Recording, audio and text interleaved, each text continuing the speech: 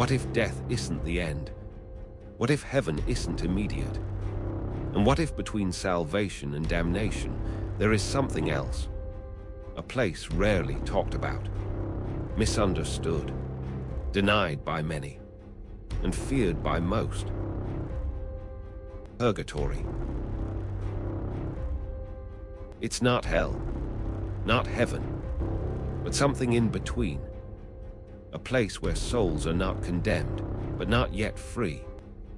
A place where time doesn't feel like time, and purification feels like fire.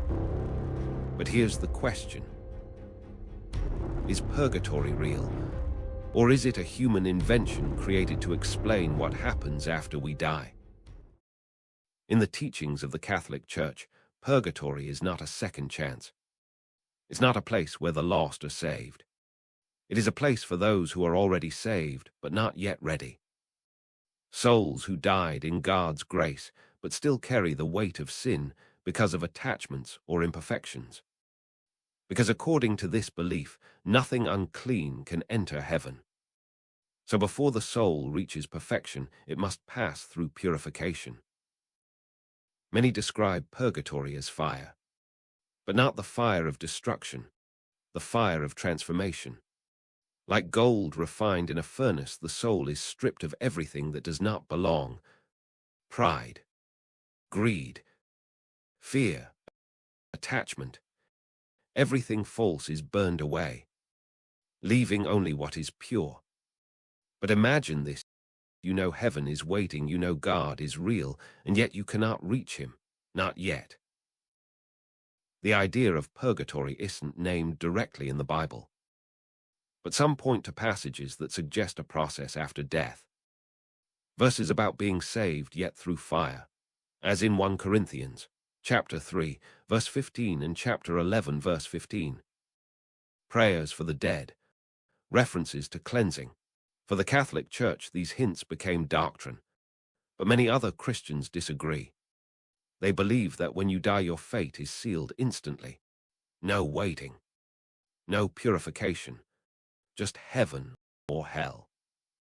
For the Catholic Church, purgatory is a temporary state of purification, only for souls who will eventually go to heaven, not punishment. And still, the light remembers us. And the living can pray for these souls. Think of it as heaven's waiting room, but with purification. The Eastern Orthodox Church rejects the word purgatory as defined by Catholics, but they still believes in a process after death where souls may be helped by prayers.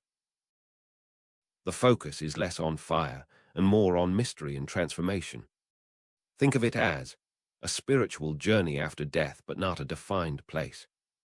The Protestant view, which includes Baptists, Lutherans, and evangelicals, generally reject purgatory completely. They believe you go directly to heaven or hell, and that Jesus' sacrifice is fully sufficient, no extra purification needed. Think of it as no middle state decision is final at death. In Islam, there is no purgatory. But there are intermediate states such as barzakh, a waiting period in the grave before judgment, where some may experience temporary punishment before entering paradise. Think of it as a waiting and accountability phase, not purification for heaven. In Judaism, there is Gehenna, a temporary state, often said up to 12 months, where souls are purified, not eternally punished. Most souls eventually move on to a peaceful state. Think of it as a temporary cleansing process very similar to purgatory. In Hinduism and Buddhism, there is no purgatory like Christianity. Instead, there is a belief in karma and reincarnation. Actions determine your next life, not a temporary purification state. Think of it as you don't wait, you return.